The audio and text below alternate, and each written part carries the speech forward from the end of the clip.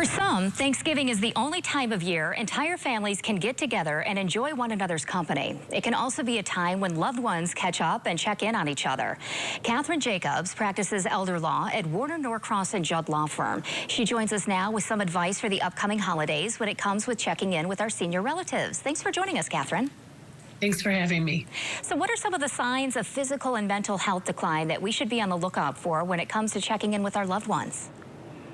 Well, certainly, at Thanksgiving when you go to visit, if you notice the house that is normally very neat and tidy and it seems to be askew, that's a sign. If you're looking at a mailbox, sometimes, we find older adults sometimes having trouble driving, might nick or dent a mailbox. So if that mailbox is askew, just disorganization, when talking with parents, if they're getting times messed up, just little cues that just aren't the typical. And sometimes we notice that more when we haven't been around for a while and we see that. Those are all cues that maybe things are changing and it's a time for us to maybe look at, should we be bringing in help? Should we be doing something to address these declines? Yeah, and Catherine, your advice is to start long-term planning before a family is in crisis mode. What does that look like?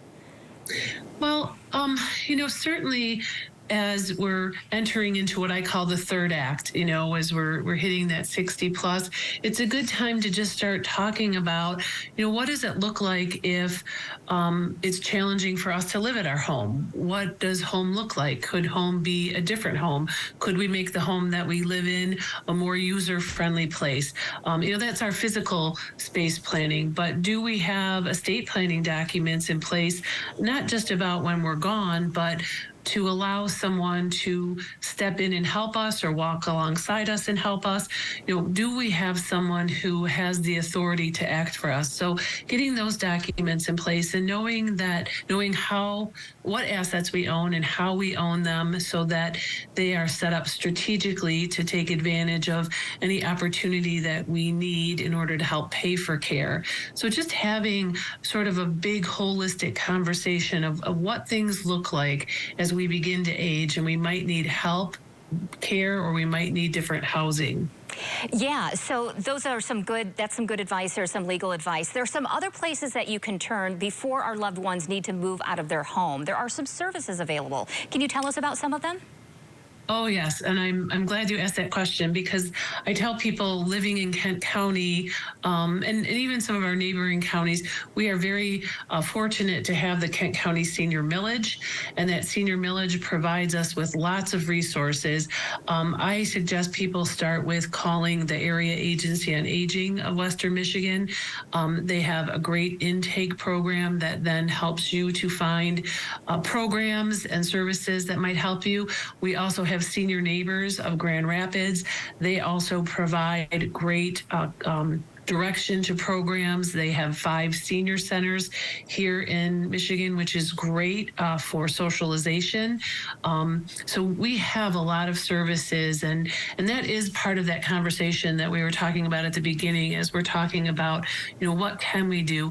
Connecting us to our community resources is really an important first step. Yeah, some of these conversations can be difficult. Do you have any advice on how to start this conversation with a loved one?